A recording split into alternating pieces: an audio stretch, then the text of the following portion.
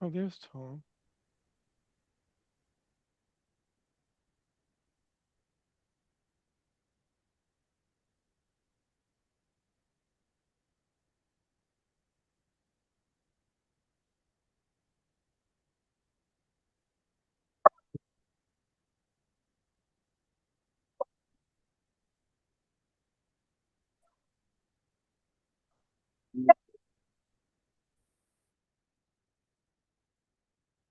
Um, the fiscal agent for the bond. Yep.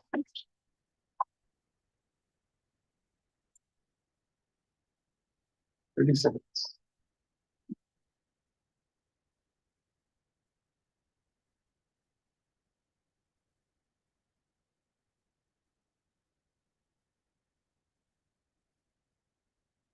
Listen up.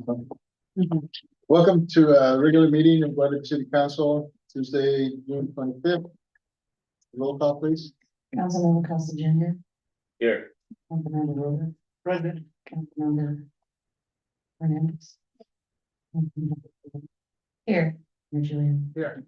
We have it for. Will you please stand with me for the pledge of allegiance?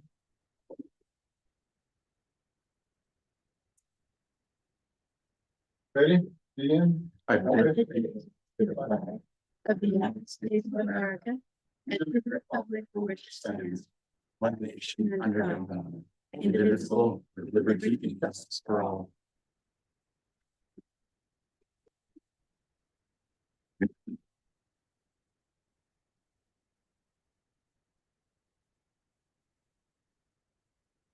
Next item is a moment of thanks, appreciation, or condolences.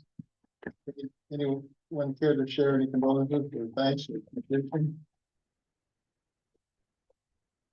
Oh, we looking for peace in the world. How about item number 4, agenda review? As a council, I wish to move an item around with the agenda. I'm good. I'm good. That's very good.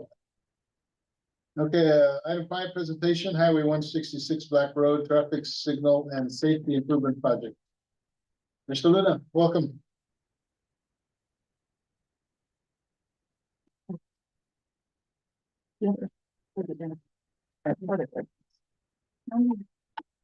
All right, good evening, Mayor and council members. It's good to be here. Fred Luna. I'm the project Director of Project Delivery and Construction for SDK. So we're honored to have Mayor Julian as one of our board of directors, and SDK as an agency is responsible for administering. One of our responsibilities is the measuring sales tax program for transportation improvements. And one of the projects that we're working on and have been working on for years is the Highway 166 Black Road project. That's part of a number of safety and operational improvements that SDK is working on in partnership with the City of Guadalupe and City of San Maria and Caltrans to deliver on Highway 166, among other projects. So we're here to present good news about finally starting construction on that at that location. As many of you are probably familiar, it's an existing 2-lane intersection. So if you can go to the next slide, please. Yeah, so that today I'm just going to go over some of the project overview, what exactly we're going to be doing at that location. Talk about the improvements and the safety measures, provide a construction timeline, the costs and funding, and how we're moving forward with the project. What we're doing is public outreach, this being one of them, presented to your council, but we also handed out some fact sheets. We had some mailers, copy of mailers that went out to the community. And we are at the end, we have our website and an email address where we can receive public comments and respond to that. Next slide. Okay. So what you see here is just a photo of the existing, what we call a T intersection at Highway 166 and Black Road.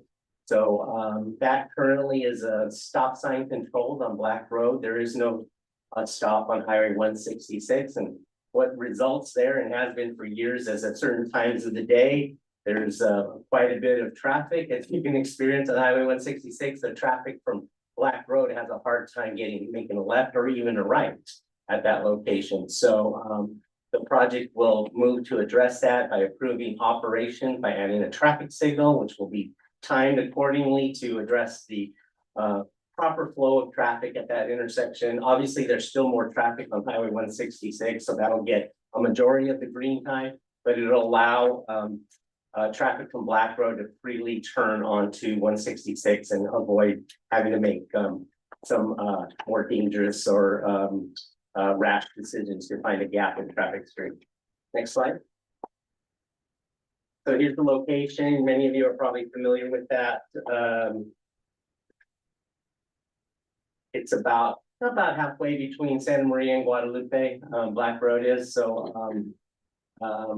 we've been working, as I said before, with the city of Guadalupe, city of Santa Maria. Last week, we had a presentation at the city of Santa Maria Council. Also in the vicinity, we've been reaching out to some of the local agricultural providers, the Main Street Produce, and some of the big employment centers in the area. And also the school district at Bonita School and some others that have employment, where we understood through our public meeting when we had during the environmental phase a few years back, quite a number of people that were traveling through that intersection. Next slide. So the project will install a new traffic signal. So that's the primary purpose. It'll also add some dedicated turning lanes in both directions on Highway 166 Black Road. It'll widen shoulders. It'll add some minor pedestrian and bike improvements at the intersection in case there's any future development for pet and bikes along 166. So that would be part of a separate project in the future. We're also updating some of the latest safety standards. So upgraded lighting, updated signing with those retro reflective signs that provide higher visibility at night, and improved drainage. So there, as you probably all know, there's drainage ditches on both sides of Highway 166, north and south. Several years ago, Caltrans moved the ditches away from the highway. They still convey a lot of agricultural water plus rain runoff, and so those will be improved so that they don't flood. So more capacity getting across Black Road, both north and south of the intersection. Next slide.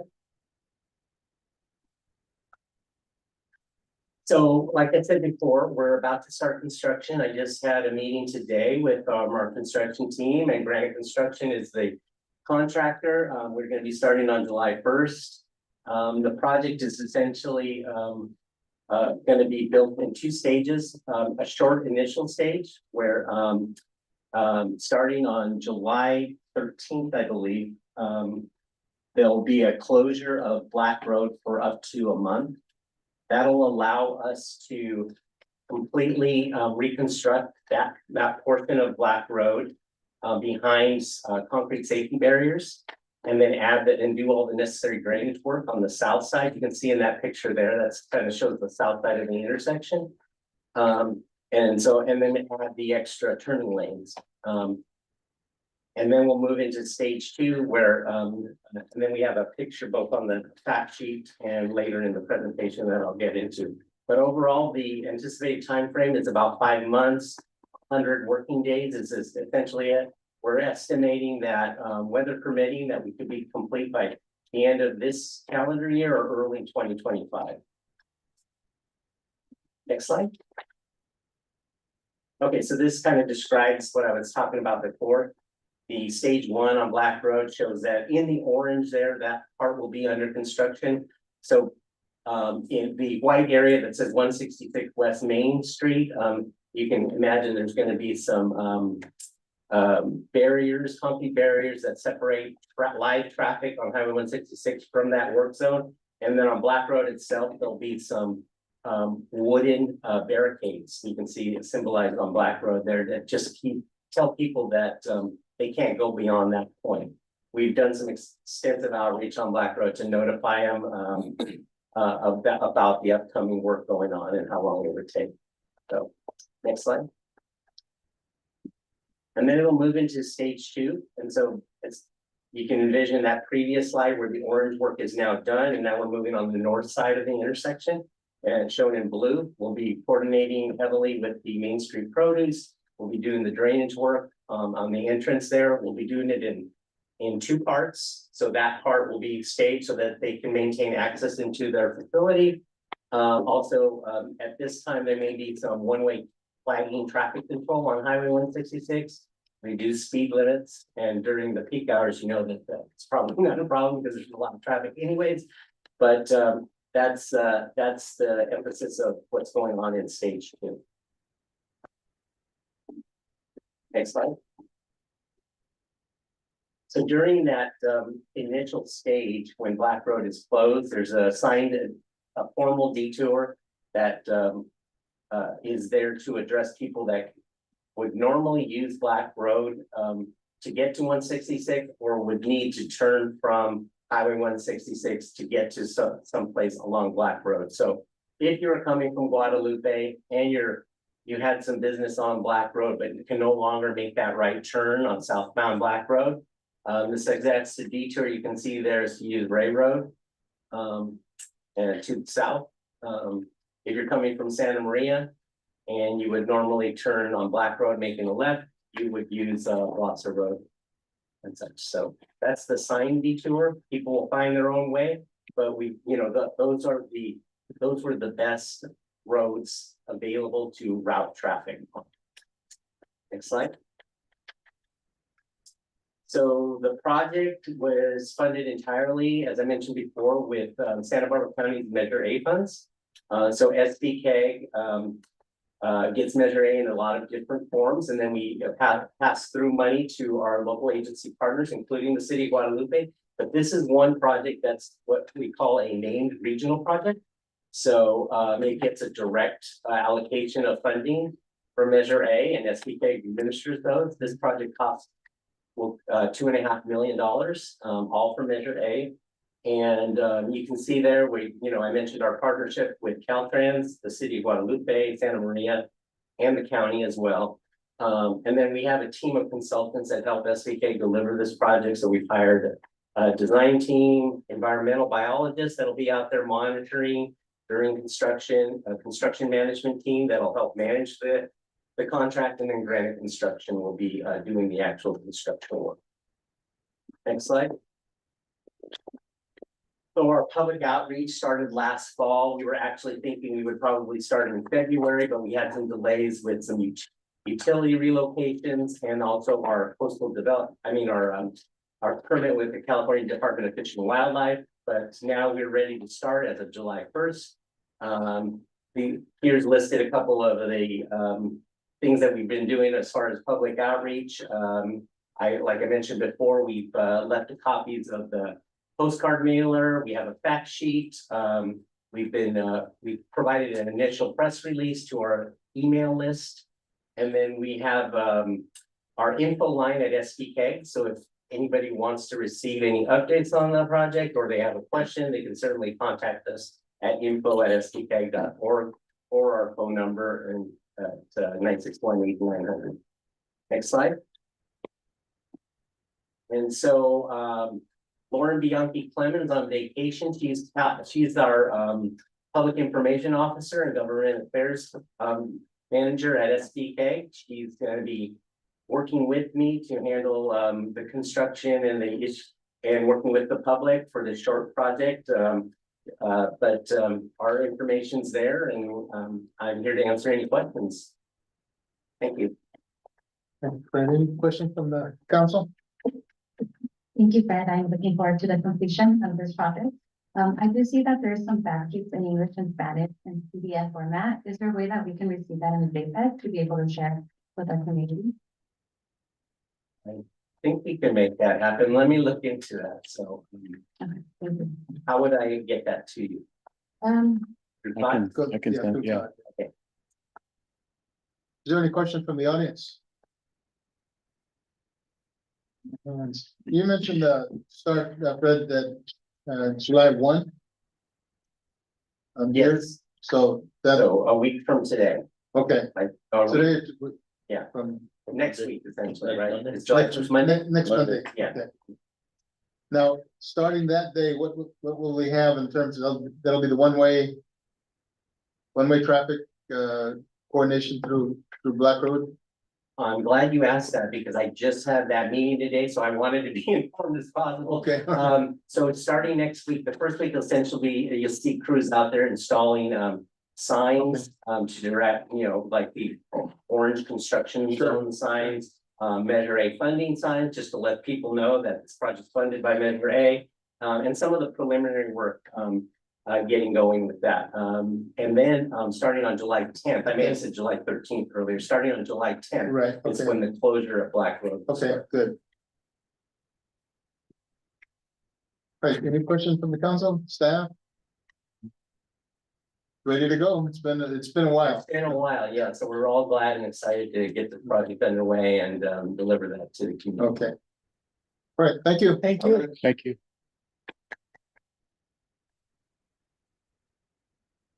All right, next item is community participation. I have one individual, Molly, that wishes to speak.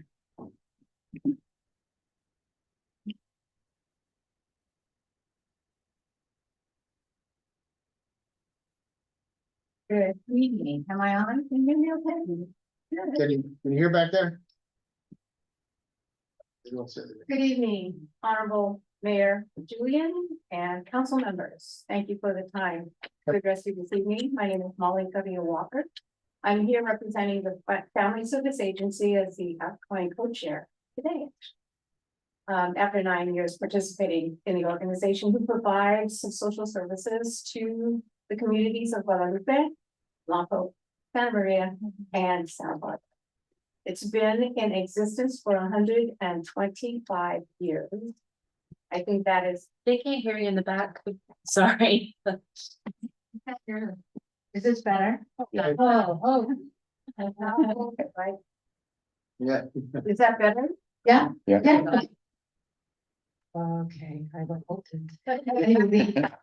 Agency is around for 125 years. Oh, here she got. Maybe not. No. Thank you. Oh, much better. So yeah, 125 years, which I think says a lot about the presence in the community, the support that it has, the staff, and the leadership in the organization. We have a strong board and we are just happy to provide services to the community, and we wanted to share what our organization does. And I would like to yield my time to Arcelia Ascension, who is the Chief Strategist and North County Programs Officer, as well as Courtney Casanave, who is also on the board, and I would like to make a few comments. Arcelia? Well, it is good. Good evening, Mayor and fellow council members. My name is Arcelia Ascension, and I am so happy to be here. We want to just give a glimpse of the services that we provide to the Guadalupe residents. And again, we've been in existence for 125 years. Currently, what I like to say is that we address the source of stress for many family members that live in Guadalupe. And that includes everybody from, children to their parents, caregivers, and seniors as well. So currently we're co-located at self-help people housing. And we have what I like to call our community resource centers. And so services are available to members in the community that need different type of assistance. And that type of assistance includes, families that are looking for information and resources to be connected to other community partners. For example, such as accessing, health insurance benefits such as Medi-Cal, or maybe they're needing basic needs assistance where we have a food distribution to CalFresh. In addition to that, we also do skill building. And so we offer parent education workshops where, for couples, we have our connected couples strengthening families and also for dads as well. Our workshops and services are free to the community and they are offered in English and Spanish.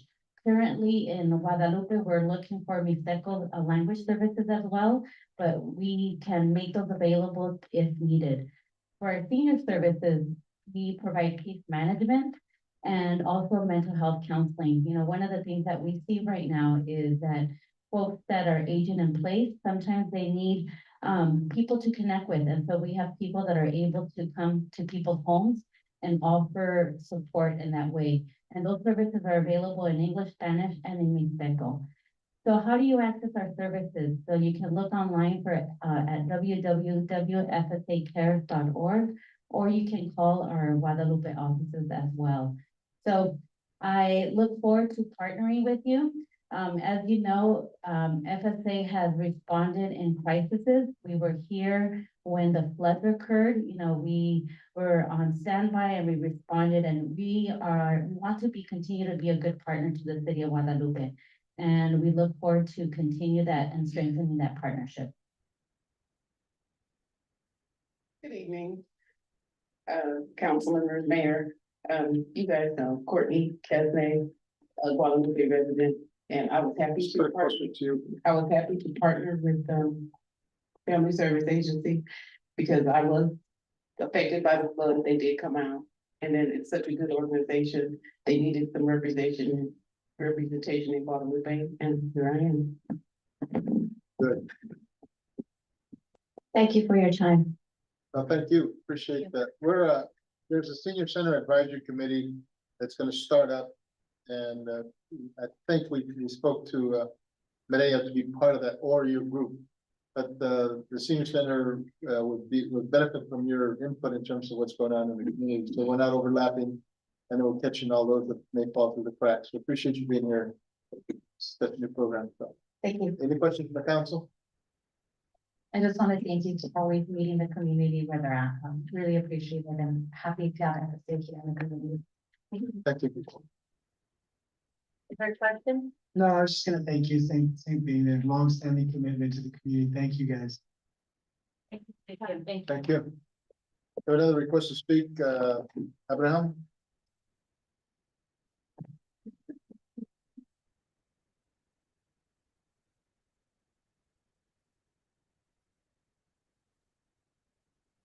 How you doing? Good.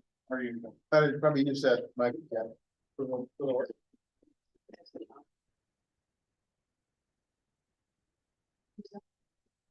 And we don't use that. I know. Very quickly, first of all, thank you guys again for your continued service and dedication to the city, everybody in Kermji and the city council and administrators. I don't think thank Anise for calling me last week or a couple weeks ago to address the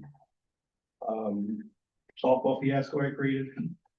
So sincerely want to apologize in public and also condemn her, or not condemn her, but commend her for her dedication to address the issues and the scheduling issue. One thing that did pop up this afternoon that made me rush over here, maybe you guys could address it. I just can't attend every recreation meeting. You guys make a public calendar accessible via the city website that residents or anybody sees it for field reservation issues, just so there's no misunderstanding with any other people. We can publicly see who reserved a field on whatever date. I know you wrote down our scheduling for the games, but for practicing that might conflict with some other people that's being there and using the field when we had planned to use it. So if you need help with that, I would gladly help you with that. But if you guys could commit to that, that'd be very beneficial. Other cities do it, and residents could just easily check their websites that are calling in and wasting your time answering your phone and going over it.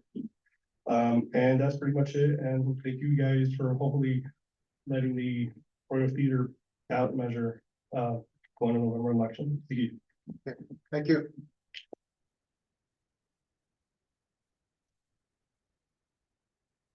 Okay, the next, no other request to speak. an open session, we're going to item 7 consent calendar. The following items are presented for city council approval without discussion of a single agenda item. Is there a council member that wishes to pull an item for discussion? Can we pull 7B? 7B? Okay. Lawrence? Anybody else? Anybody in the audience wish to pull an item? Let's go, is there a motion to approve the balance of the consent calendar? My motion to approve the balance of the consent calendar. I'll second that. Any discussion? All those in favor of the motion, say aye. Aye. You're on, Mr. The 28 or 66.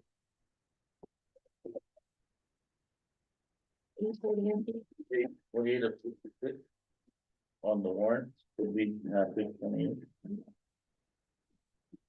Looking at a reimbursement of $1,800.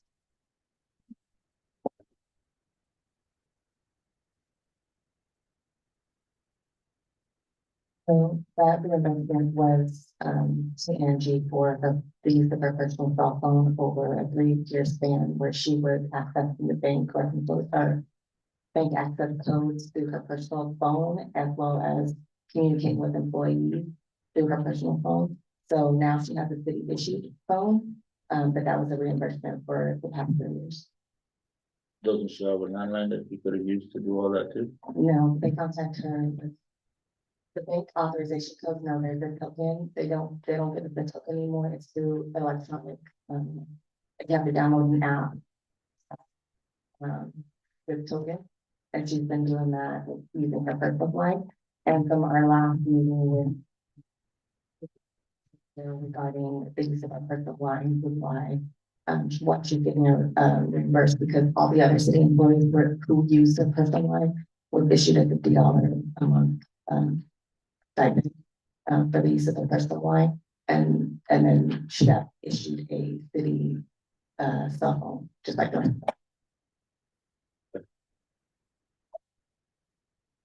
Good with that? Yeah.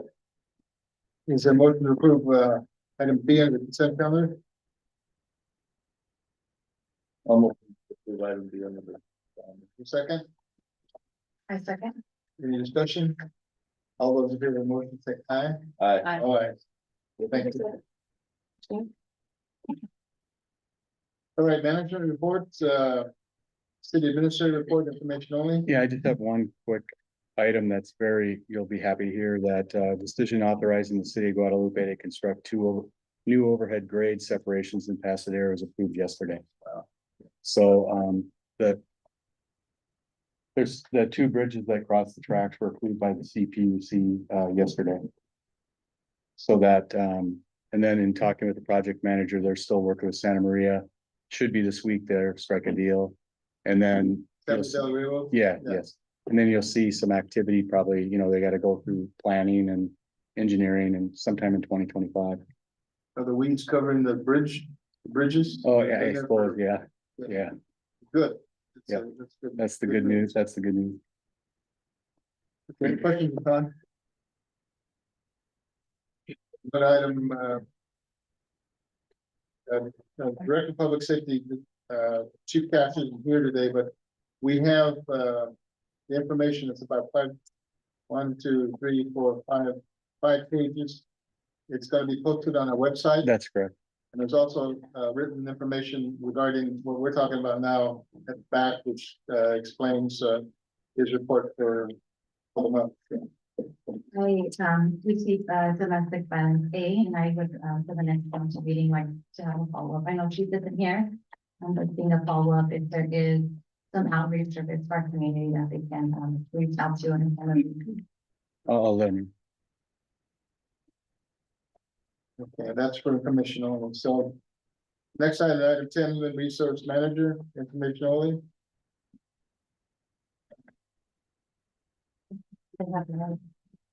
Yeah. We're getting, We better. we're we better getting, get- yeah, these, it's not a delay one, just boom, it's right there. Okay, Pat. That's gonna kind of, because these are ridiculous. They're new, but Thank you, everybody.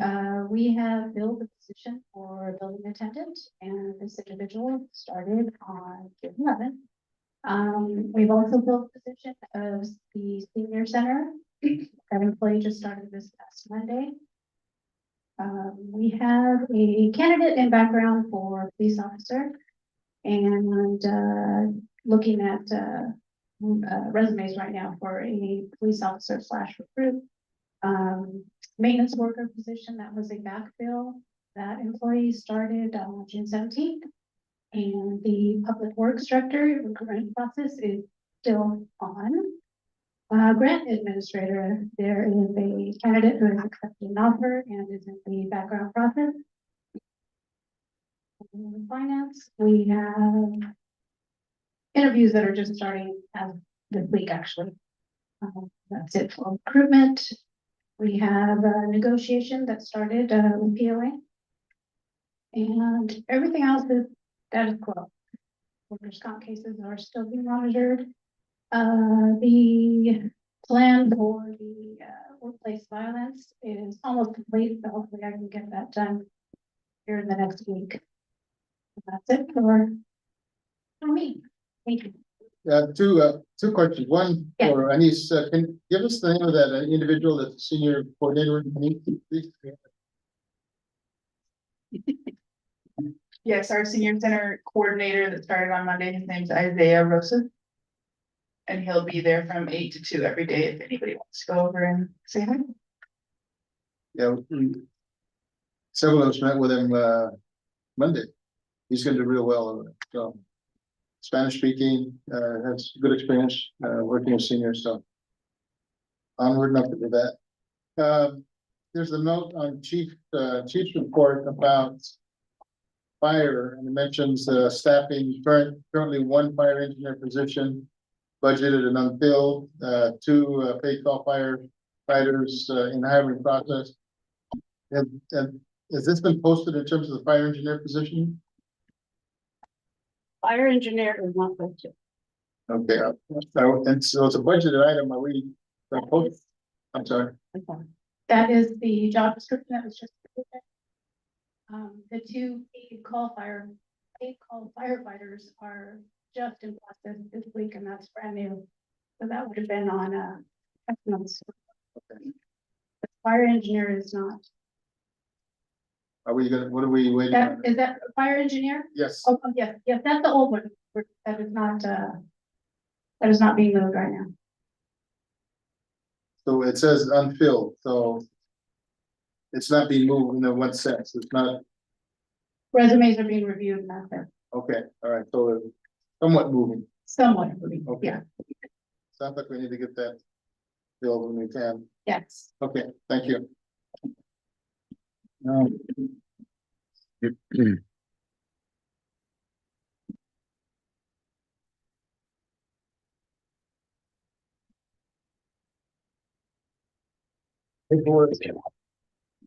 Okay, item 11, request by Sam Duarte, Director of Little House at the park to use the Veterans Memorial Plaza for safe and sane fireworks and fundraising.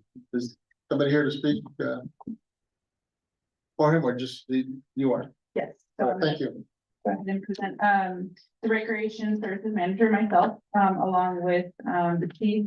Recommend that you approve the request by Sam Duarte, from Little House by the Park for the use of the Veterans Memorial Plaza as fireworks sale fundraiser. In addition to that, he is requesting, that the rental fees of $2,315 for the span of the whole time that the fireworks stand is gonna be there, be reduced by $600. He's asking that you reduce, the daily rental fee that comes, from as a fee that the recreation department charges by $300. And then, he requests that you reduce the police department trailer storage fee by $300, and that is from the police department. So we have 2 items here. One is to approve the use of veterans building, and then to reduce the rental cost. What's thoughts on from the council side on both of those items? Any thoughts? What is the? So if you take away What's the? 600 from the 23, 17, 15. and that's also including the storage fee with it in the back, Yeah, so or is that separate? if you, I believe you have this breakdown, it's the special event fireworks and breakdown, so. His complete storage, for their trailer with all the fireworks to be in a safe place. Is $1,000, so they're requesting that you take $300 off of that. And then, on the upper part of the sheet, you'll see that, we have our daily rate that is just part of. The fees that we have for the parking lot, and he would like to get $300 taken off of that. Was nonprofit considered? Was that applied to this? The parking lot doesn't have nonprofit fees. That parking lot just has a flat fee that is the lock-in fee of $100 and $200 daily rate. And so on the fee sheet that you guys approved, that there's no nonprofit version of that for the parking lot. Sounds like we need to.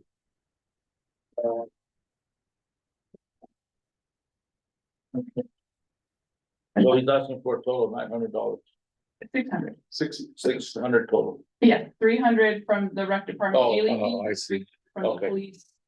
Okay. Storage fees, Okay. So he wants it, so for it to be 17. 17, 15. 17, 15, yeah. Kind of most of our here. What is that? Discussion from council. Do all of the fireworks sales benefit the Little House by the Park? I couldn't answer that question. He did say he was gonna have a representative. Sam is here. That's it. Please come up, sir. Will all of the sales of the fireworks benefit the Little House by the Park? Yes, the parents, the leadership, the group, yeah. Can you talk a little bit about maybe what the community changes do here in the community? Yeah, so the community changers, they're a group that started 14 years ago in collaboration with the school district. A few foundations supported their work to advocate and work with the city, the school district. The idea is for the parents to be trained and be involved in committees and school board meetings, where the decisions are being made. So we're trying to, make sure that the parents are involved in a significant way. And so we've done a lot of work with the city. They've done a lot of work with the city, a few projects and other nonprofits. What would you do with the $600 reduction? Stipends. We pay parents stipends for attending city council or school board meetings. That's where it goes because traditional funding doesn't cover that. Okay. I am in support of supporting everything for the Little House by the Park. You have a motion? I make a motion to support the Little House by the Park. That's it. I'll second that. With the as a reduction. With the reductions as stated. Okay, there's a motion and a second. Mr. Any discussion? All those in favor of the motion, say aye. Aye. All ayes. Thank you very much. Appreciate it. Thank you, Andy. Shared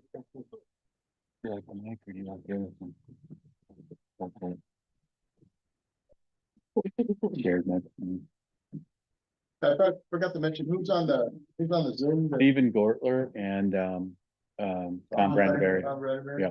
And Bill isn't around, so we have Wendy. Yeah, Wendy's here, Wendy's stepping in. stepping in. Not on, stepping in. Okay. All right, item 12. Adopt a second reading ordinance 2024-520. Placed in general obligation bond. On November 2020, November 2024 ballot for voter approval to finance a portion of the Royal Theater.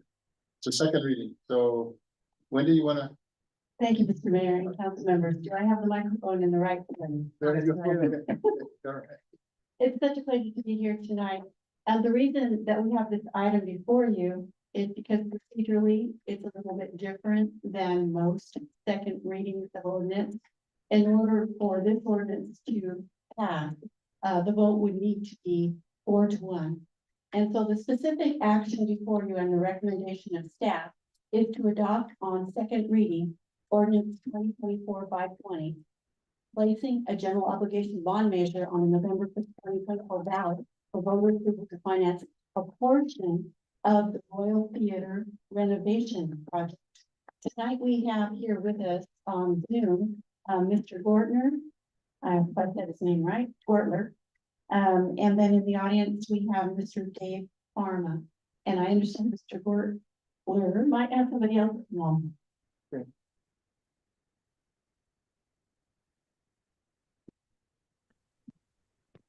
All I'm sorry. yours. Oh, okay. Sorry, I didn't hear the last part. Also, I just wanted to mention that Tom is on as well, and I'm going to defer to Tom as it relates to the project itself. I'll talk a little bit about the background. Again, my name is Stephen Gortler. I'm a consultant. I'm part of the team that was engaged to assist the city with the financing of the project.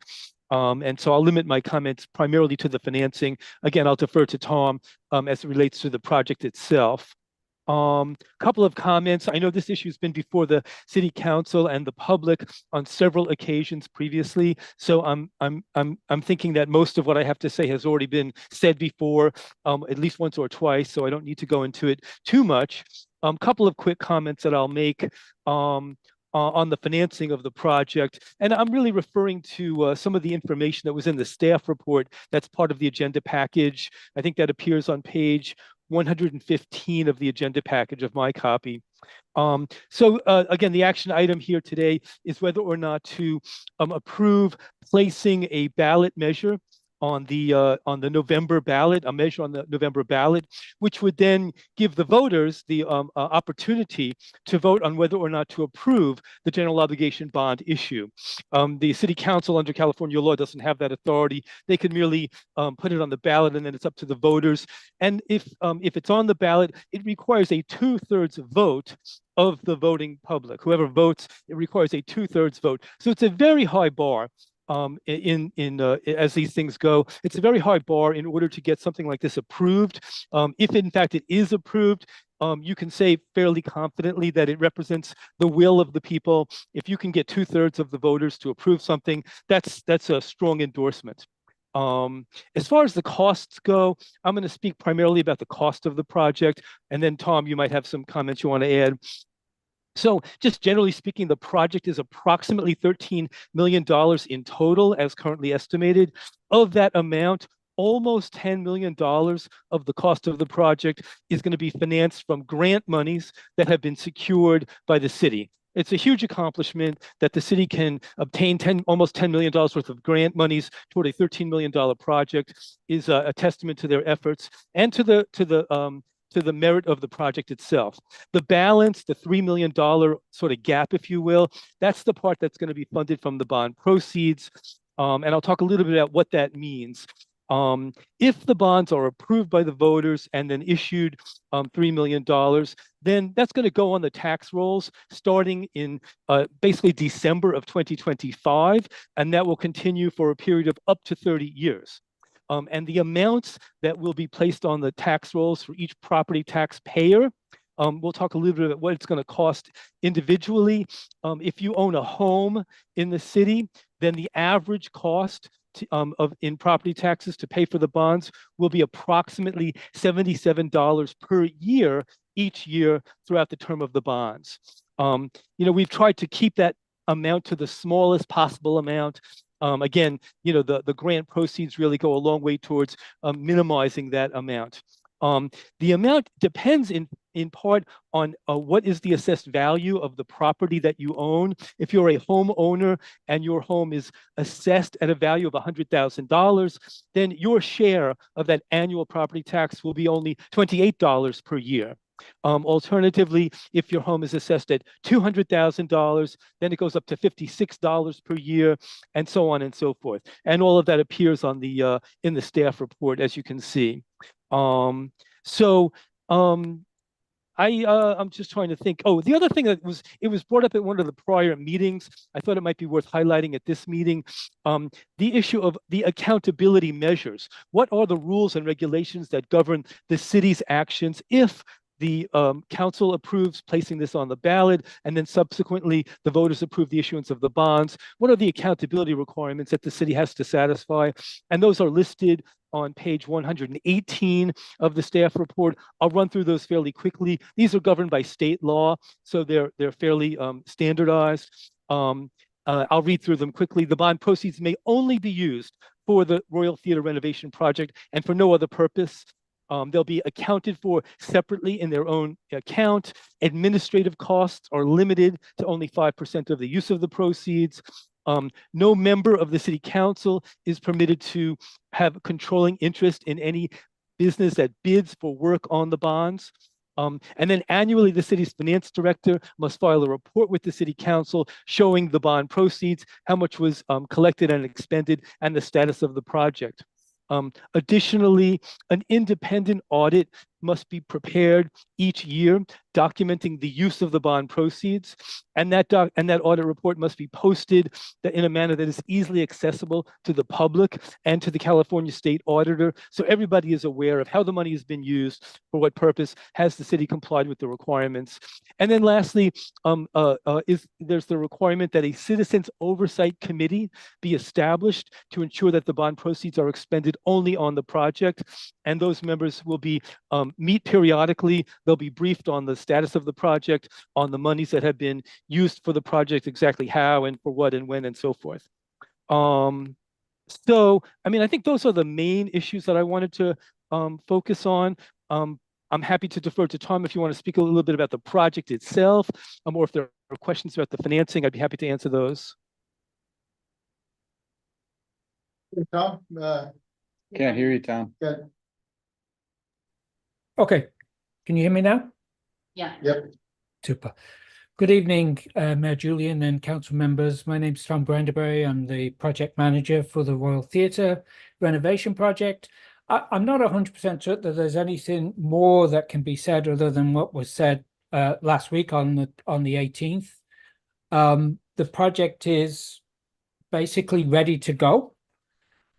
We have all of the pieces in place to start the bid process and get construction started, except for this gap in funding. So apart from the gap in funding, the project is ready to go. And I'm not sure if there's anything else that I need to say at this point, but I'm happy to be here and answer questions regarding the project itself. I think what and Winnie can answer this, the driver of this whole process is the ordinance, second reading of the ordinance. That's correct. That starts everything off. Okay. And so we've had quite a bit. There's quite a few that would like to speak on this, and I'll go ahead and open that to those individuals. So Melanie? I'm gonna need them again on mine. Please just try to use that one. Okay. Yeah, I can use it.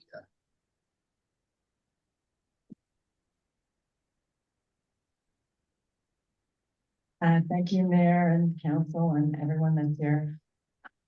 Just for clarity's sake, because I think clarity is really important. With this bond, the way I'm reading it in one of your pages, downtown revitalization, it means that the measure will be authorizing 2.990 million of general obligation bonds, raising approximately 185,000 annually. So all of that times 30 years is 5,550,000. So for 2.9 million to finish the Royal Theater, our interest for the city for this bond is going to be 2.6 million. So we would be paying 5,500,000 for anyway. So we're paying a lot of interest. So just for clarity's sake, I think public should know that. And I'm actually for the bond, but I was more for us a year ago trying to raise funds, donation from wealthy people. But I just think people should know that's what's happening. And I also, the next thing you're all gonna vote on is to, if ACA1 passes November 5th, which would mean 55% of the votes. So it isn't 2/3 of the votes. Well, you're gonna discuss it. It might be 55%, but I can talk about that later. Just, you know, this stuff is really hard, and I just think the people need clarity. But thank you. Thank you. Let's see. Steve, you want to respond to that? Yeah, sure. I think that those are very good points. You accurately explain that to borrow $2.99 million, you're going to incur over 30 years, roughly $2.4 million in additional cost in the form of interest. It is very possible that it will be a little bit lower than that. When we put those numbers together, interest rates were higher than they are today. It appears as if interest rates may be coming down a little bit. By the time January rolls around, hopefully we'll be in a lower interest rate environment. But the point is a valid one regardless. There's millions of dollars of cost associated with issuing bonds. When you borrow for 30 years, you necessarily pay interest. As a tax-exempt entity with a good quality credit rating, you pay a relatively low interest rate, but even so, it adds up over 30 years. For what it's worth, $1 30 years from now is worth a lot less, or will be worth a lot less, probably at the rate things are going, than it is today. And so there's some discounting going on there in terms of future values. But I think that's a very valid point. The other point, I'm sorry, forgive me, the other point was The 55%. yes, absolutely. Thank you. That's a great point. You know, we mentioned that briefly in the staff report, but didn't really emphasize it much. It's on the ballot in November. The voters of the state of California will be offered the opportunity to lower the threshold required for cities to approve certain types of general obligation bonds, of which this is one. And if in fact that does pass, then it's possible that the threshold for passing this bond issue may in fact be 55%. There are a couple of if then circumstances that might arise. Sometimes these propositions pass, but they get hung up in court with challenges, or interpretations are subject to challenge. So it's not something that we can really gauge the likelihood, but it is definitely a possibility that the threshold could be 55%. And if that's the case, then it is possible that the city's bond issue might succeed, so to speak, at a lower threshold than the 2/3. Me personally, I'm a little bit skeptical that that's the most likely outcome. I think the 2/3 is really what's going to be required, but there are other people who feel more confident than I do that the 55% may come to pass. But either way, it's a good piece of information to be aware of. Thank you. And like I said, I'm for the bond, and I'm also for which we could do some capital funding with investors. And thank you. Thank you. Dana?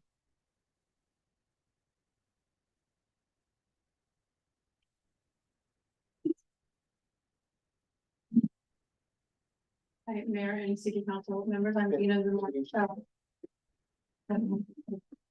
Go all the way out. Todd? Okay, how's that? Good. Thank you for having me. And letting me ask these questions. I have some administrative questions. So regarding the RFP, who's responsible for drafting the RFP for the Royal Theater? Tom? I am presently drafting the RFP for the Royal Theatre operator. But however, it will go to the city attorney and the city administrator for review and approval. And ultimately, if there is a winner, if I could say a better word, if there was a winner of the operating, it would come to council. Okay, thank you very much. Mhm. What is the approval process for releasing the final version of the RFP? When and where will that be available to apply? Once the RFP is approved internally, meaning I've written it, it goes to the city administrator and the city attorney, and they review it. It will go out.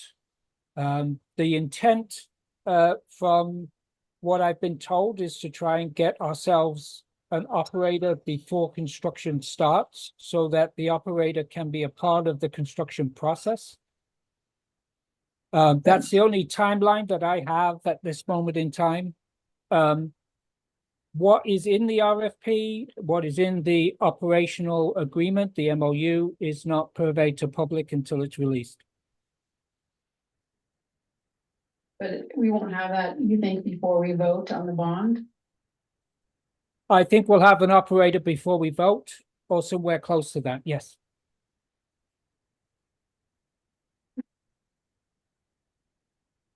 So what's the timeline for when to apply, and how long will the nonprofits have to apply? For example, like 3 months or 2 months or? I think it depends. Generally, RFPs do 30 days, but I think this is probably a pretty complicated one, and I would ask the city probably to do 60. Yeah, it's probably complicated for nonprofits to apply, so they probably need more time, I'm assuming. Will there be an evaluation committee? There will, yes. That committee isn't determined at this point. The city will pick, the city will determine who they want to do the scoring criteria and who to score the applications. It will not be me. You have 1 more minute to close, please. Close. Okay, thank you. Thank you. So if the city's decided on that, if there's a resident interested in being on that committee, how do you guys want to choose those? Like I would be. Philip, go ahead, Tom. I would be interested in being on that scoring committee. Certainly, Dan. Your experience is enough to put you on that. Thank you, Tom. You're welcome. So then the last thing, will there be public access to who responded to the RFP? Yeah, I think so. The general rule is once the entity has gone to council, all of the applications that are submitted and the application that won the proposal, excuse me, would be available for public.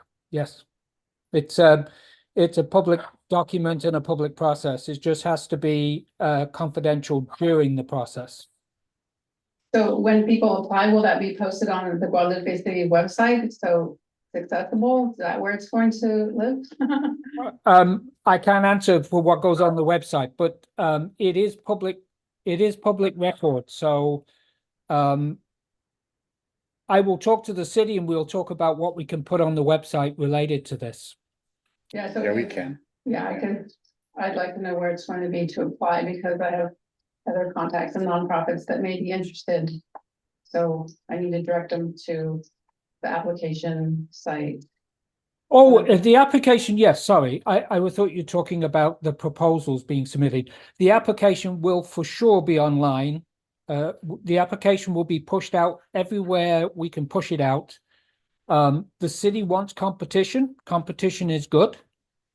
So my recommendation is, if you have, I will create a list of those that will be, the email will be submitted with the application to individuals or individual organizations, I should say.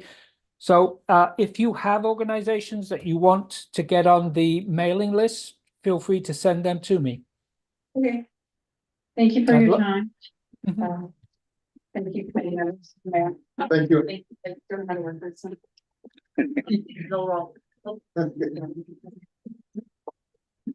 Next, individual, Melissa.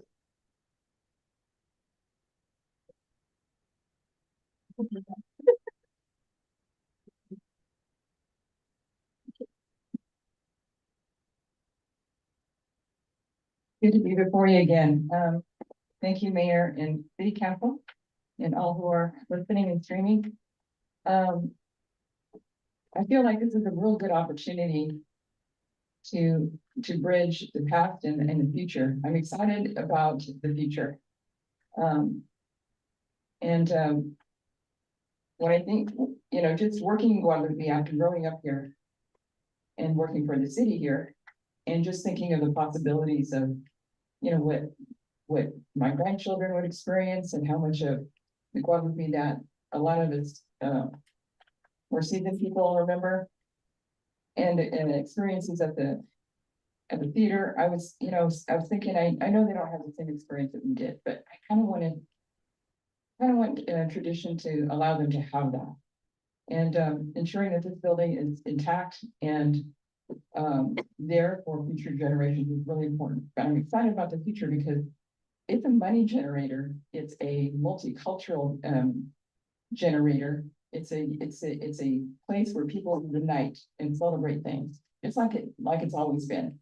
And there are a few, even Paso Robles, where I'm, the area I'm in now, they don't have a dedicated place like the Royal, where people can have, theater arts and just all kinds of things happening. And the new building in the back, I'm thinking you get 2 for 1. You get an old building that will be solid. It'll withstand earthquakes. It'll be, stable finally, and you get something that kids can, dream, just like I did in these chambers, this classroom, my own classroom. So I'm really excited about younger generations in the council, in celebrations that I saw on Facebook. People were getting together, and my heart welled because I thought that's the next generation that's coming up. Boy, do they look good. I trust the next generation to make this bigger and better than we would have ever expected in our day. And it's not just about money, it's about culture, it's about keeping Guadalupe intact. And a jewel, and not like it used to be thought of, an afterthought. No, this place is a destination. It's not a gateway, it is a destination. And I believe in it. I hope you do too. Thank you, Melissa. Thank you. Denise.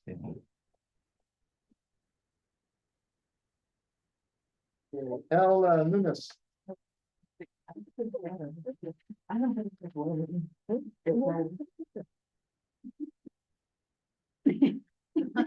Doing great.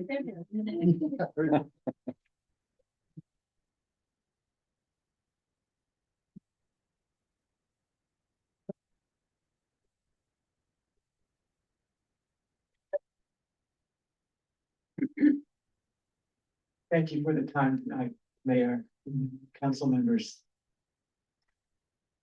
If you vote to put the bond on the ballot in November, I and the committee will be spending a large amount of our time volunteering to make sure that the residents are as educated as possible about the bond, all the ins and outs, so they can make a well-informed decision on whether or not to vote for it.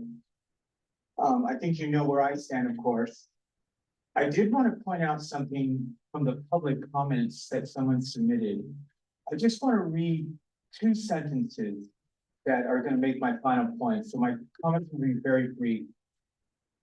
The resident that wrote in said, and I hope I'm not taking this out of context, he wrote, and with a home valued at over $500,000, I'm not wanting to add another $200 to my tax payment. As for the Bulldogs Field of Dreams Sports Complex, I'd love to support a tax increase for that project if ever needed, as it aligns with my hopes and dreams for our city and children. I point this out because in a democracy, not everyone gets their way. But everyone does have a voice. And our voice is the vote. And I'm asking you to let the residents of Guadalupe decide if they want to do this or not. Give our voices the vote. Thank you very much. Thank you.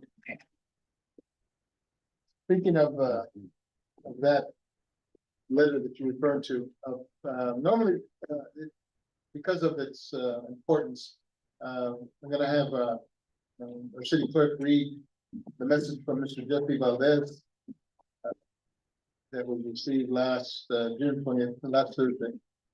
So, Okay, yes, it is from Jesse Valdez, and it was received on Thursday 20th. And it reads, I want to make a public comment on item number 12. First, I would just like to say I really hope both projects, Royal Theater and Bulldogs City Dreams, are successful and come to fruition. But as a homeowner slash lifelong resident of deep roots in the city, I'm not for being taxed by choice for a project like this, in parentheses, Royal Theater.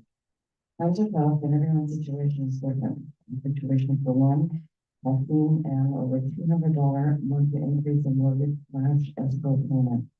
And with the home valued at over $500,000, I'm not wanting to add another $200 to my tax payment.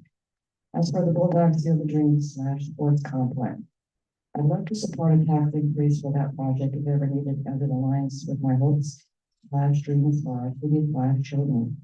In all honesty, I do hope the city is able to get the funding to finish the Royal Theater. They will not be voting yes on the tax increase. Also, it's a shame most of us will never have heard a word about it in time to attend city council meetings. If it weren't for our friends, family, and fellow Guadalupe residents posting it on social media, it's ridiculous if you ask me. Also, what about other upcoming bonds, such as the San Maria Joint Union High School?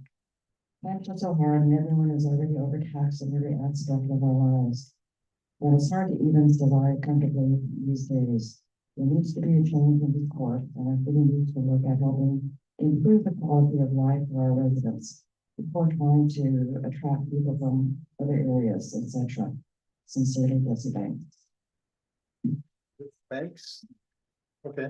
It's signed Jesse Banks. Yeah, but the top says Valdez. Email to Jesse Banks. This will be posted on the web as our comments here, and there's this actual letters in the back for the reference. Let's see, now back to item 12, or back to the council.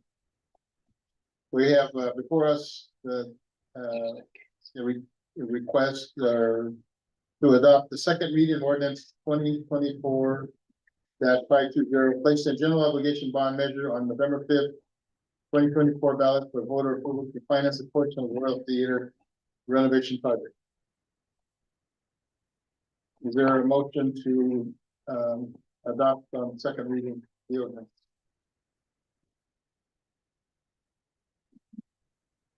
I motion to adopt the second reading of ordinance 2024. 90. Is there a second?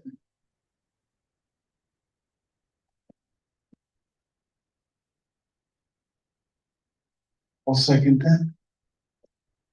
Any discussion? We'll have roll call, please. Councilmember Compton Junior, No. Councilmember Hernandez. No. Councilmember Willis. Councilmember Furness. Yes. Mayor Julian. Yes. Does not pass.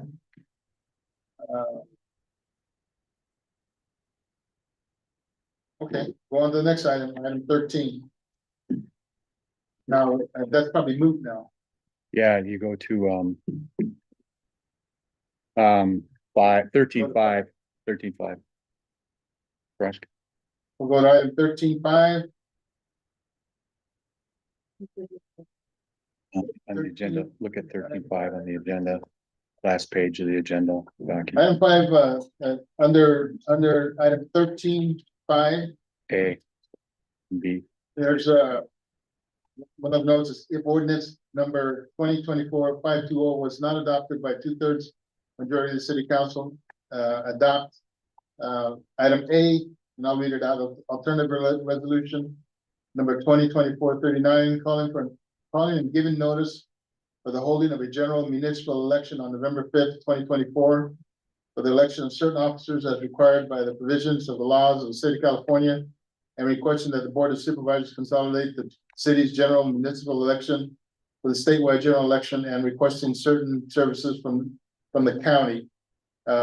Resolution 2440 establishing regulation for candidates' statements.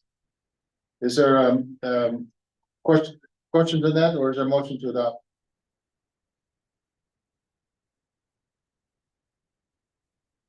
Are you doing one motion for two resolutions? No, let's do this, let's split it, okay. Resolution, alternative resolution 2024-29. Is there a motion to approve, to adopt? 39. 39, sorry.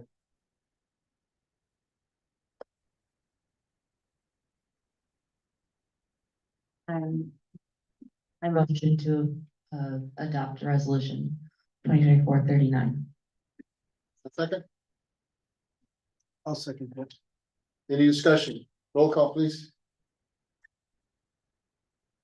Councilmember Costa,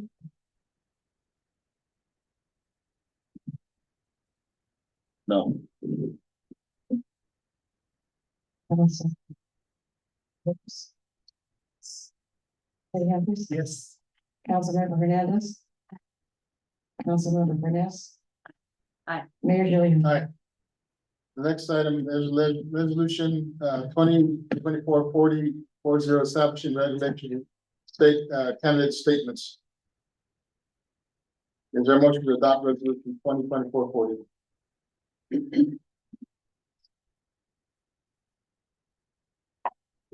I make a motion to adopt resolution number 2024-40. Is there a second? I second. Roll call, please. Councilmember Costa Junior, No. Councilmember Robles, Yes. Councilmember Hernandez. Aye. And Councilmember Burness.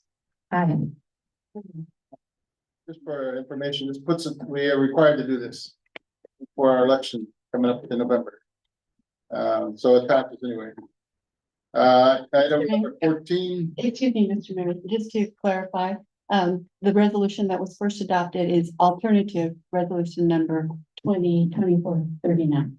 Okay, Thank you.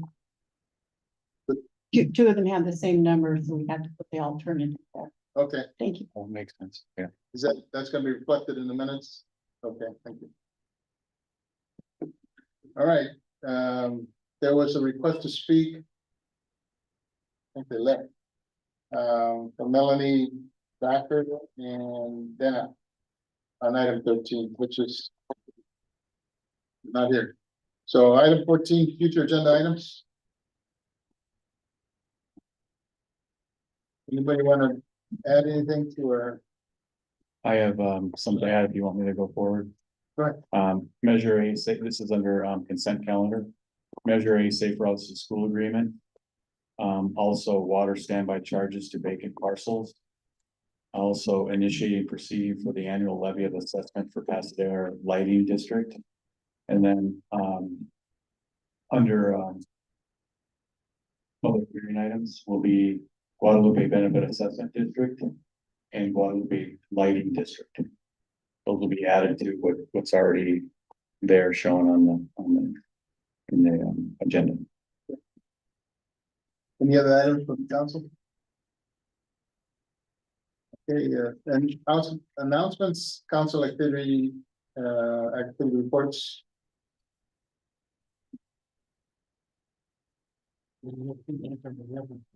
Yeah, go ahead. Yes. Hello. Our food bank at the senior center will be normally scheduled. The first Thursday would be the 4th. We're rescheduling because that's 4th of July, so it will be the 11th. On a Thursday, July 11th. Before I make an announcement, thank you, Stephen and Tom for being, on our Zoom. Thank you. You're welcome. Have a good evening. You too. Thank you, guys. We had a meeting last Thursday, SDK. Yeah, SDK.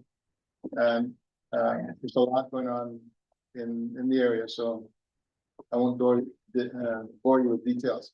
So is there a motion to adjourn? I make a motion to adjourn.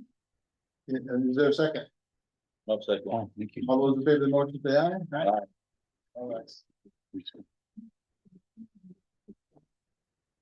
Here.